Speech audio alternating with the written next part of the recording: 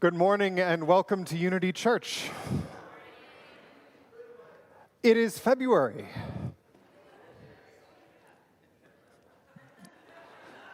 January was 2 weeks long and 3 years long, but now it's February.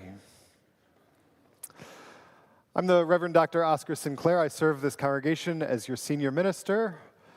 I am joined in the chancel by our worship associate, Isaac Freed, by our minister of congregational care, Shay MacKay, by Jared at the piano, by Kai and Martha up in the sound booth, by everybody that makes the service happen, by the choirs, by Ahmed, by all of you here coming together on a snowy Sunday morning to do this thing that we call worship.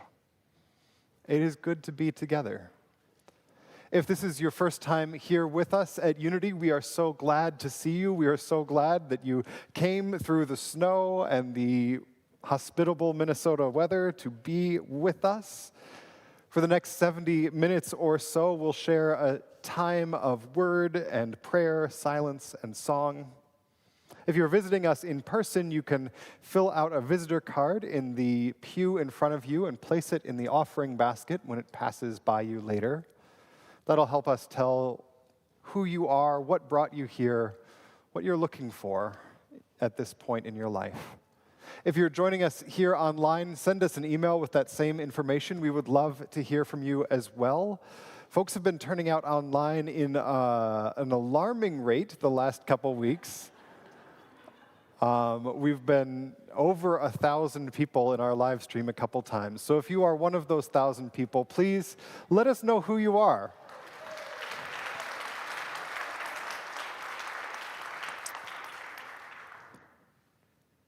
But whether you're here in the live stream, whether you're here in person, whether this is your first time here, your 500th, whether this is home or a way station in the midst of a journey, we are so glad to share this time with you. Whoever you are, whatever brings you to this place, know that all of who you are, your gifts and your wounds are welcome here.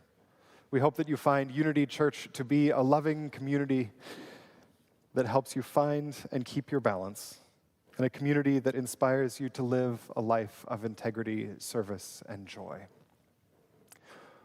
Only one announcement this week. That's new. After the service, Finding Yourself at Unity, which is our program for new folks or folks who just want to know more, is meeting in the center room. The topic changes every week. The topic this week is the Q&A with the minister. So I will be back in the center room. If anybody visiting or who has been here a while has any questions that they want to ask me, I will be there for the hour in between our two services. For now, take a moment, and actually, before we do that, if you could put up your hand if there is free space next to you in the pews. We've still got people coming in the back. This is going to be the case for a little while, right? There's lots of people come to church right now. And when we say all of who you are is welcome here, we mean we're going to sit next to people we know and sit next to people we don't know. And so we continue welcoming them in. All right. But for now, get yourself comfortable. Maybe somebody sat down that you have never met before. You are now worshiping with them. That's what church is. Find a comfortable spot in these pews. Settle your feet. Take a couple deep breaths. And we'll begin with the ringing of our church bell.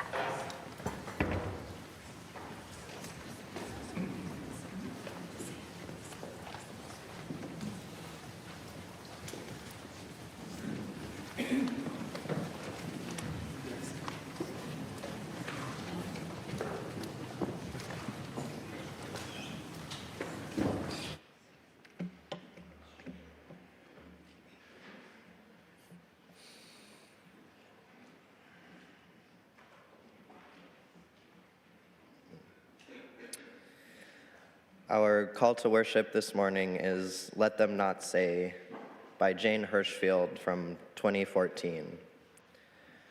Let them not say, we did not see it, we saw. Let them not say, we did not hear it, we heard.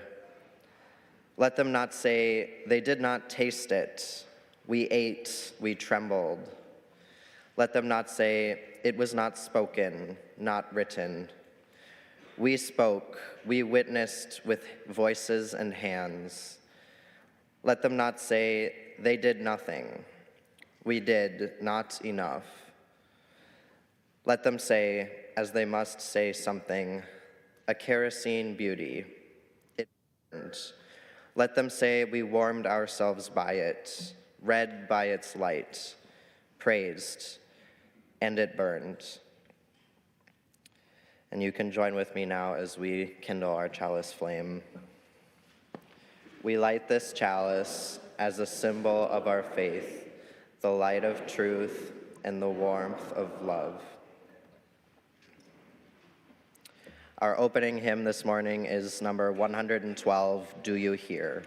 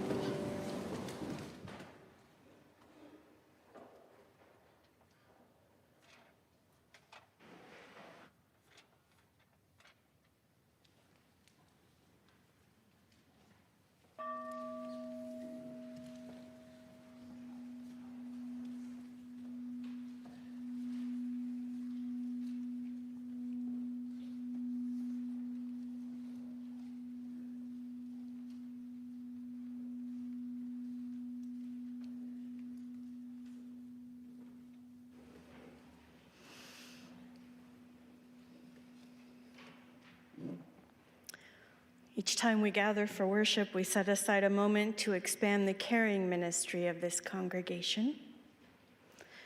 We gather here together, trusting that this community is wide enough and deep enough to hold us in both our joy and our sorrow, in our challenges and our celebrations. Together we recognize the cycle of life and death, of compassion and witness that is at the center of this and every sacred community. In our community today, we hold in care Elaine Keenitz, longtime member of Unity, who had a heart attack this past Tuesday. She is at the University of Minnesota Hospital now in palliative care, surrounded by her family. And we send healing thoughts, wishes, energy to Beth Peterson, who fell while cross-country skiing down a hill with friends at Jay Cook State Park. Unfortunately, she broke her right femur. She had surgery in Duluth, I think yesterday, and is recovering there the next few days and is grateful for healthcare professionals and pain medication and friends and family. We celebrate with our very own sound guru, Kai Olgren, who has a new niece, Sophia Ann, born in the car on the way to the hospital this past week.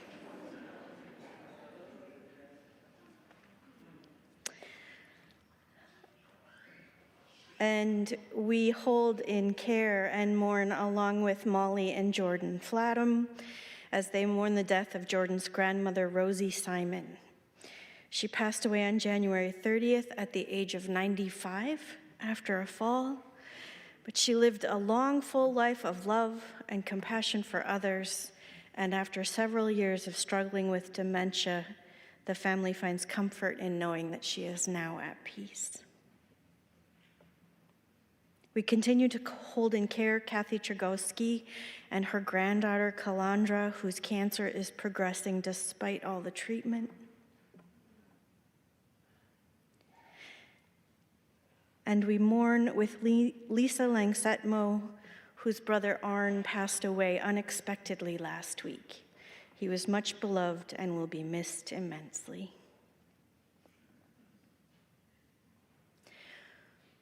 We stand at the side of all those whose primary spiritual practice is caring for children, with those who live with mental illness, grief, or chronic pain, or with addiction.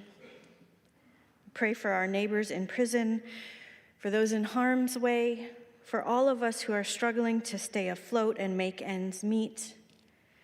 And we support those who rise above heartbreak to carry on the work of ending oppression in all of its forms. We celebrate with all of you as you come through these doors with joy in your hearts. This is a house of joy.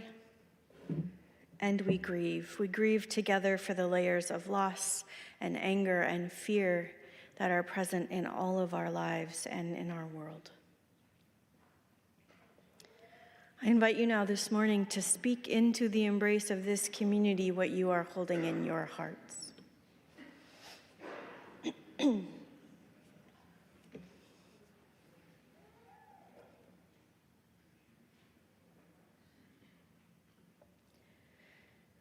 For all that we hold within, among, and beyond ourselves, let us take a moment of silence together.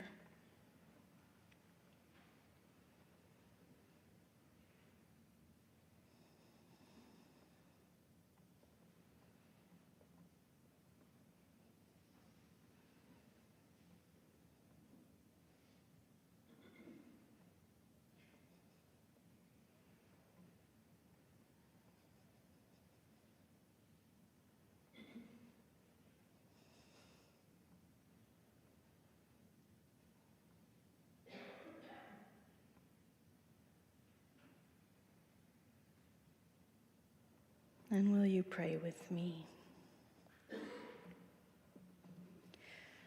God of many names and beyond all naming, source of love and light and compassion and courage, be in our words, on our tongues, that we may speak of dignity, of peace, of love. Be in our hearts and in our thoughts, that we may imagine, dream, and build a world beautiful and just. Be in our actions, move in our hands, that we may continue to show others who we are and who we are all meant to be. May it be so, and amen. Please join in our hymn, Dark of Winter, number 55.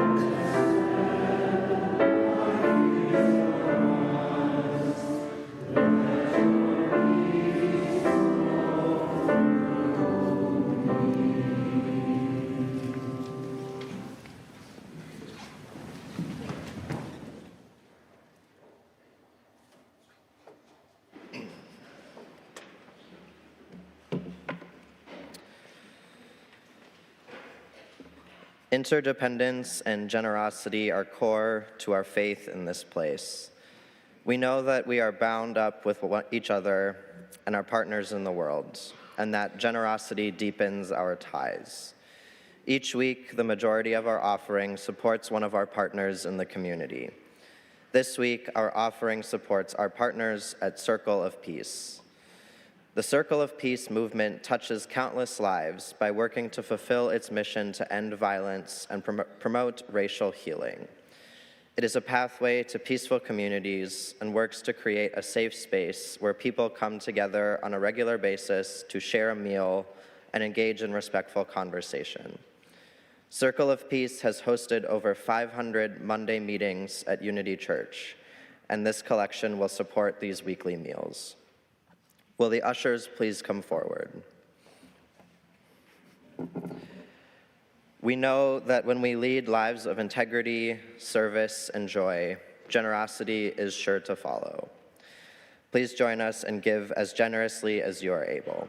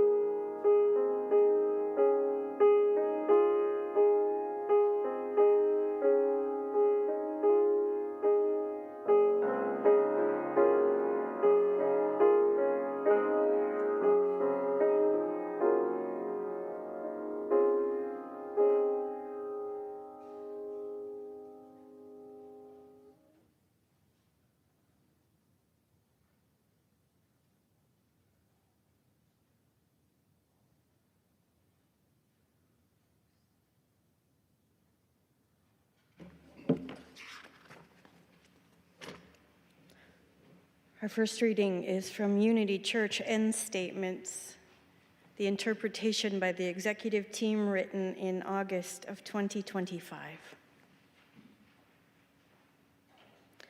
As repairers of the breach at work in the ruins of the world as we have known it, Unity Church must develop and preach a theology adequate for the night, a shared understanding of the holy or transcendent, and the experience of spiritual practice provide us with the tools and language to respond to moments when we are broken open. These enable us to stay in the moment of crisis long enough to create wrought, dependable meaning rather than succumbing to nihilism.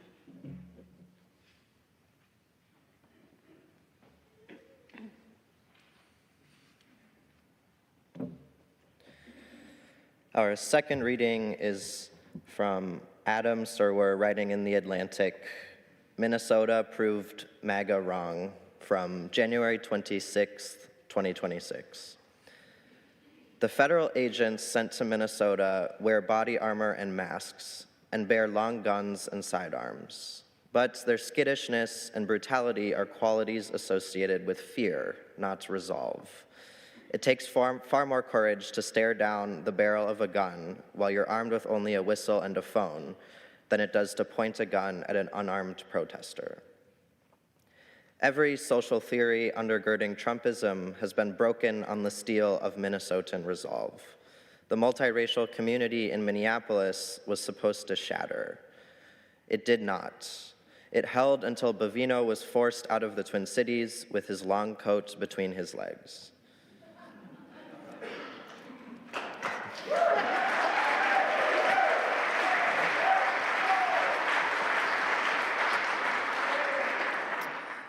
The secret fear of the morally depraved is that virtue is actually common, and that they're the ones who are alone. In Minnesota, all of the ideological cornerstones of MAGA have been proved false at once. Minnesotans, not the armed thugs of ICE and the Border Patrol, are brave. Minnesotans have shown that their community is socially cohesive because of its diversity and not in spite of it.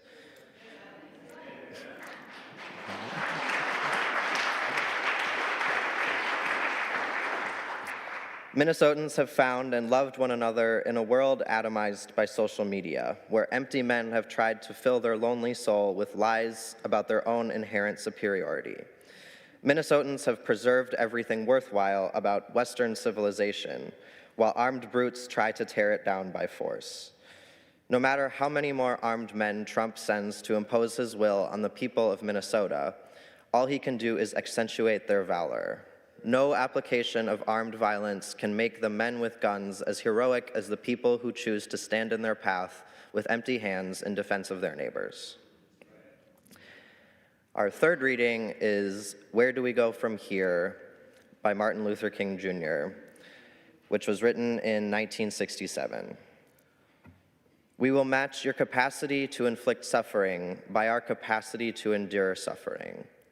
We will meet your physical force with soul force. And do to us what you will, and we will still love you. We cannot in all good conscience obey your unjust laws, because non-cooperation with evil is as much a moral obligation as is cooperation with good. And so throw us in jail, and as difficult as that is, we still will love you. Bomb our homes and threaten our children, and as difficult as it is, we will still love you. Send your hooded perpetrators and violence into our communities at the midnight hours and drag us out on some wayside road and beat us and leave us half dead, and we will still love you. But be assured that we will wear you down by our capacity to suffer. And one day we will win our freedom, but we will not only win freedom for ourselves. We will so appeal to your heart and your conscience that we will win you in the process. And our victory will be a double victory. This is the meaning of the nonviolent creed. This is the meaning of the nonviolent ethic.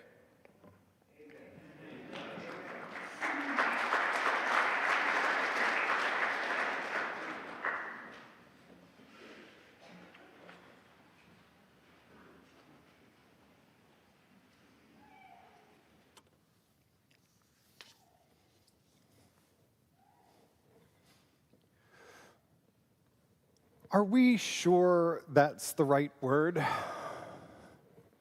It's not like we didn't know in the board retreat to write the new end statements for the congregation last March which words would be the hardest to explain, the biggest stumbling blocks for our folks. We'd been talking about how to take this thing that the board had heard from the congregation, this sense that the next 5 years are a moment to bring our deepest values into the world. And we kept trying out alternatives, trying to find one that captured what the board wanted to say, but with less baggage. Maybe tell? No, too weak. Same with communicated. Proclaim? No, that's too triumphant. It's still more about language than action. Live into? Oh, now that one's minister talk, and it's pretty passive. No. We spent probably an hour trying to talk ourselves out of the verb hanging on the flip chart at the front of the room. Evangelize. As in, evangelize love to meet the deep and abiding hunger in all of us. And when the board finally finalized that language in May, it felt like a huge risk and an equally huge statement of who we hope to be in this moment. It was also a gesture of trust. Trust that this congregation could go there, and trust that the ministers and executive team were skillful enough to hold this conversation with the care it deserves. And it does need care, right? Let's just pause for a moment and take this on directly. So if you are comfortable, quick show of hands. Who has had at least one moment in the last 6 months on the continuum between mild disquiet over this phrase to what in Unitar are the board and Sinclair doing asking Unitarian Universalists to evangelize?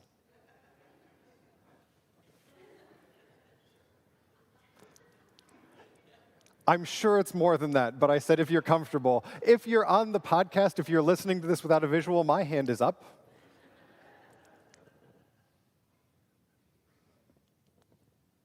And the concern is well-founded. In 2026, evangelical is shorthand for a brand of Christianity that has done immense harm to many, many people in this room.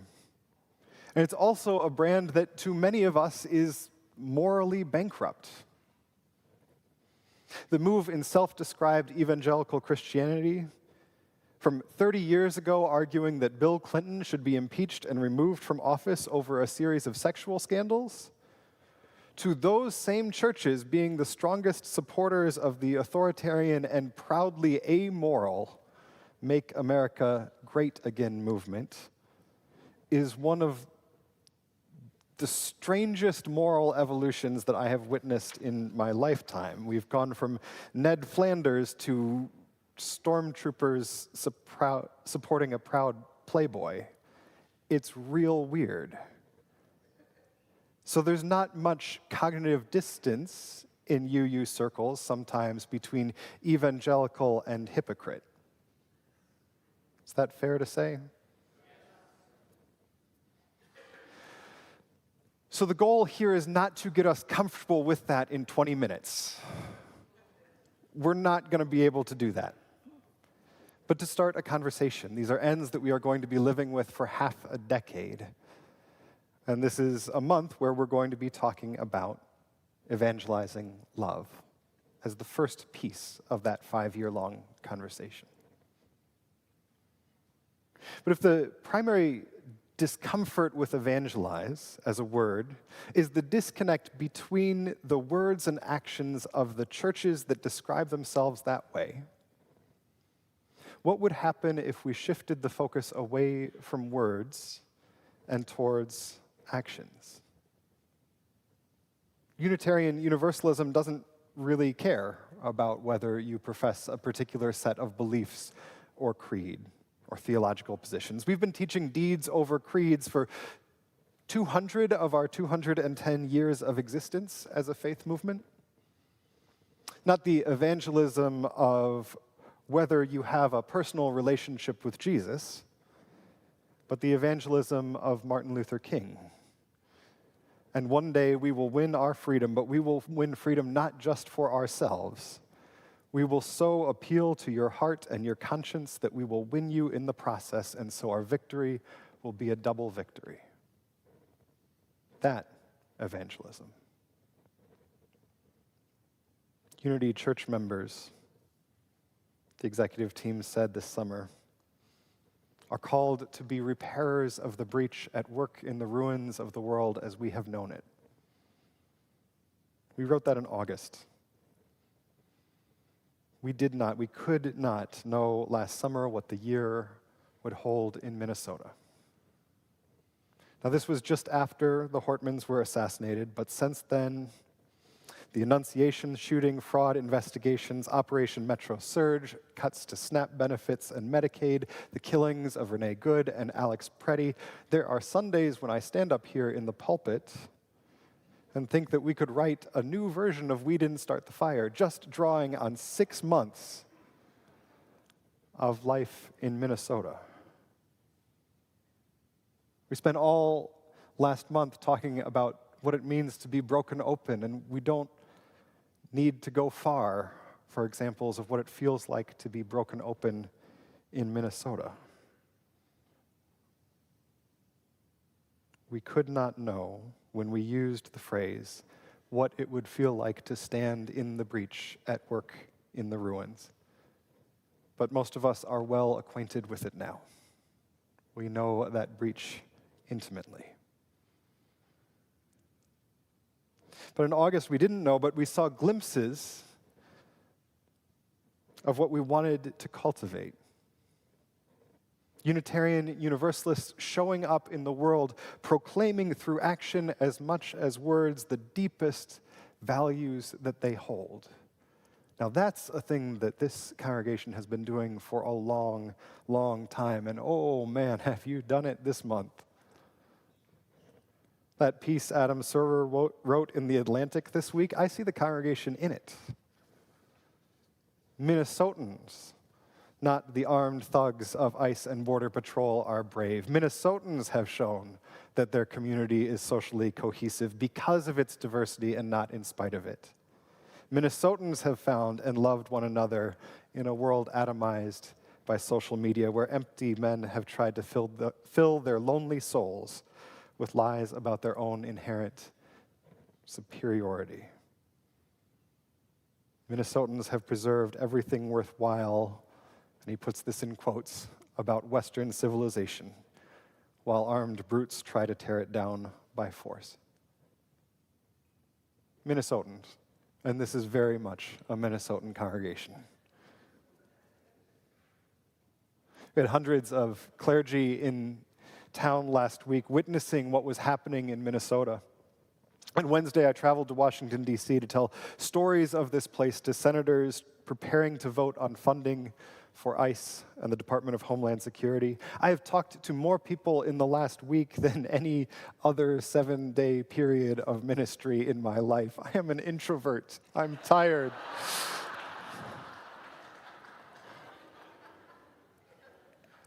And in so many of those conversations, the people watching are in awe about what's happening here. With the eyes of the country turned on this place, you, this city, this congregation, have put on a clinic in moral response to community crisis. And we're not done. We're not done. This week, the federal government has started arresting protesters and observers for interfering with immigration enforcement. And among the arrested are journalists, activists, the chair of the St. Paul Reparations Commission, who many of us know and have worked with, was arrested just a couple days ago. He knows and loves this church, and we are ready to back him up. And in response, on Friday, hundreds of us turned up at the Whipple building to tell ICE that if being a good neighbor was criminal, which they seem to be telling us, then the whole state of Minnesota is guilty of that, and that we were there to turn ourselves in. Now, for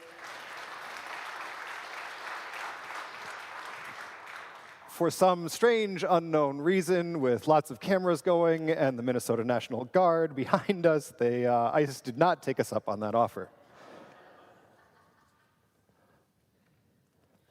But as part of that action, we carried whistles, right? They've become the mark not of protesters or activists, but of neighbors. Not professional protesters. I wish I was a professional protester. I have not gotten my W-2 for all the protesting that I have done in the last year. So whistles not as a mark of protesters or agitators, but as the mark of a neighbor. As the mark of somebody who goes outside and says, my neighbor is hurting. We need to mobilize to make sure they're okay. So in the back of the sanctuary, as you go out, some of our congregants have made about 600 of these packets. And they have in them two things. They have a whistle. If you don't have one yet, now might be the time to grab one. They also have a pamphlet, Form a Crowd, Stay Loud. Basic information on how to be a constitutional observer, how to draw a crowd, how to stay safe out there. And as we were getting ready, Shay pulled me aside and said, are we really handing these out? You know what these look like, right? Does anybody remember Chick tracts? Tiny little black and white printed tracts sent out by evangelical churches designed to scare the absolute hell out of people. I mean, quite literally. When I was a kid, we would get them, when I was a kid in a conservative part of Michigan, we'd get them in our Halloween candy. Right? We'd be going through, and I'm allergic to peanuts, so we'd be sorting out the Reese's, and then there would be this black and white pamphlet about this big saying, do you know where you'll go when you die? It was a strange form of evangelism.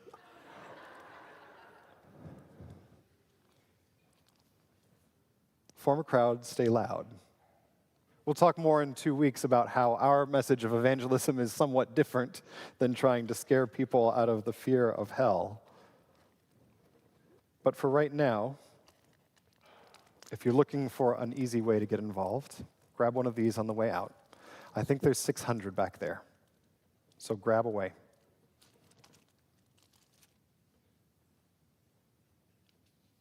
And I know, I get it, how many of us are exhausted and scared. It's real. We can laugh about Chick tracts, but we are on day 62 of the occupation of our city by an aggressive, hostile, armed force. We've been marinating in stress, hormones, and adrenaline for the last 2 months, some of us much longer. Most nights these days, I fall into bed and pass out in seconds, barely dreaming other than occasional hopeful images of a quiet, warm place with a drink involving a pineapple and one of those little umbrellas. I imagine I'm not alone in that experience. And still on day 62, I see people turning up asking, what can I do? Stepping into new needs and ongoing holes, meeting the moment, even knowing that we cannot keep doing this forever. Repairers of the breach.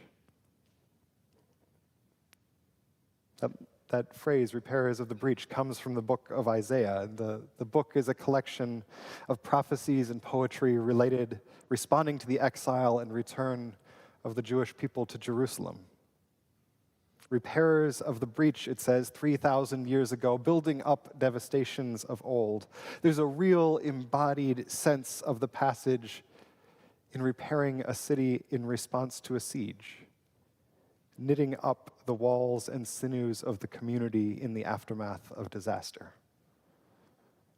Unity Church members are called to be repairers of the breach at work in the ruins of the world as we have known it. Preaching has not been particularly hard this month. All we have tried to do from this pulpit is hold up a mirror to what we see, looking out at a vigil on Friday night, dinner on Wednesday night, worship on Sunday, just walking through the hallway on Tuesday. Finding things to appreciate in this room is not hard. Do you have any idea how proud this ministry team is to be serving this congregation in this moment?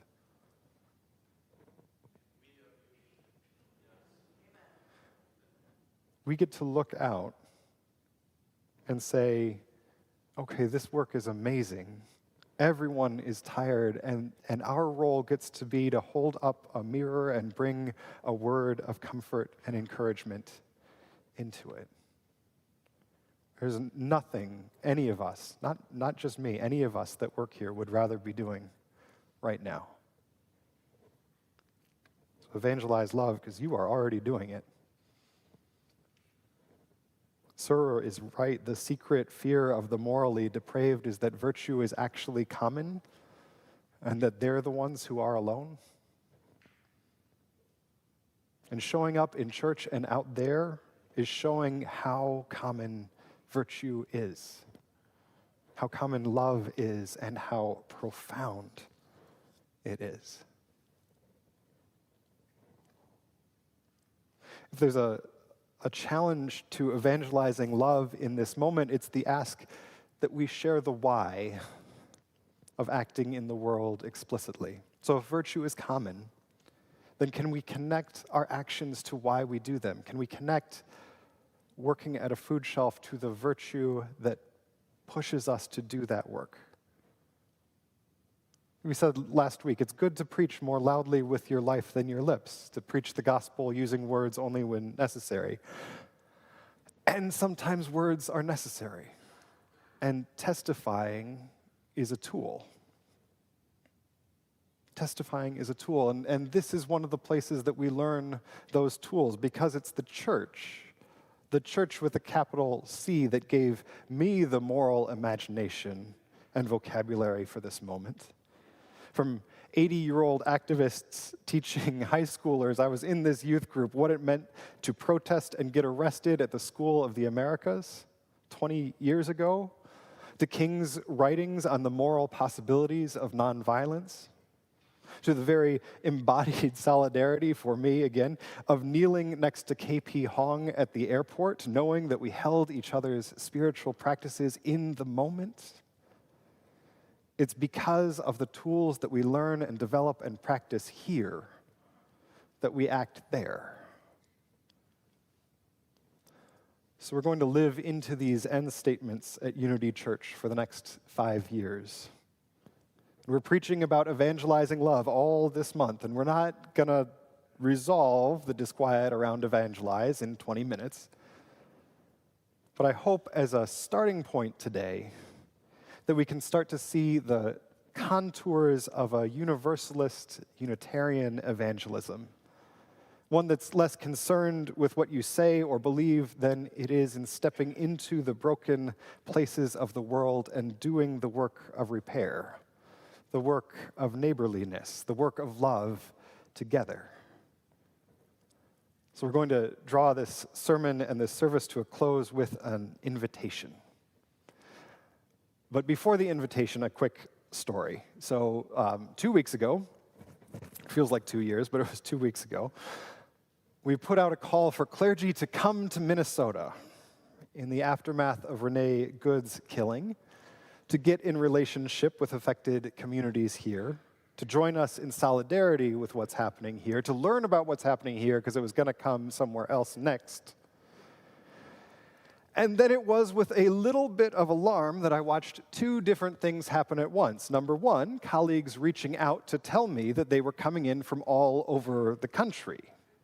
From Wisconsin and Vermont, sure, but also Florida, Tennessee, California.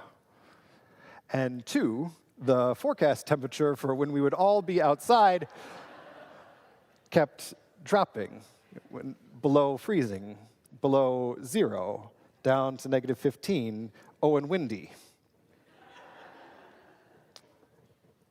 -40 degrees with wind chill. So I did what any reasonable person would do. I called the gift shop at Unitarian Universalist headquarters in Boston and asked how many bright yellow Unitarian Universalist Side with Love hats they had in stock. And then I ordered every single one of them that is currently produced, and the UUA shipped them overnight from Boston to St. Paul. Now, of course, by the time they arrived, 36 hours later, Minnesotans had already donated and distributed enough warm clothes to keep all of my wayward Southern colleagues alive and unfrostbitten in the Minnesota winter. Again, sidebar, it's not hard to find examples of folks turning up right now. None of the 700 clergy got frostbite in -40-degree wind chill. And I promise you, my Tennessee colleagues did not, that was not their doing. Love to any Tennessee colleagues on the live stream. So we have these hats.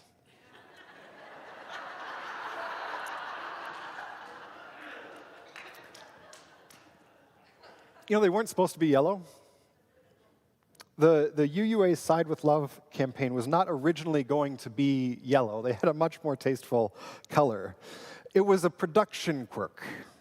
Right? Years ago, the Unitarian Universalist Association needed a whole bunch of T-shirts fast. And what was in stock and cheap was this shocking goldenrod shade. Because who wants to walk around like a flashing sign proclaiming everywhere, yes, this is promotional material? But that mistake became a symbol, because taxi cab yellow is easy to identify across a crowd at a protest. And you know the Unitarians have turned out when everyone around you looks like a sunflower has thrown up on them. All right. So we have 140 of these hats. And I paid about $2,000 for all of them without a well-thought plan for the next step.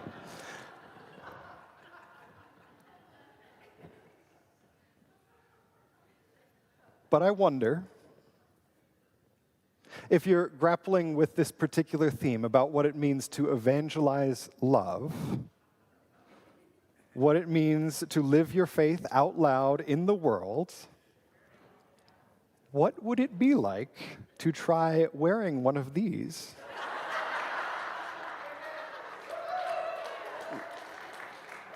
When you are out in the community, maybe when you're volunteering, maybe just when you're going to the grocery store, with a very loud hat proclaiming love to all that see you, proclaiming that there is a connection between what you do in the world and the values and institutions that undergird your work. So if that's you, we've got these out in the parish hall at coffee hour after the service. I just ask that if you can, you donate at least $12 per hat to help offset the cost of getting them here. That will make the finance team much happier with me, because I did spend $2,000 again without a plan. But I am confident that we've got 140, I'm confident that we can get rid of at least 140.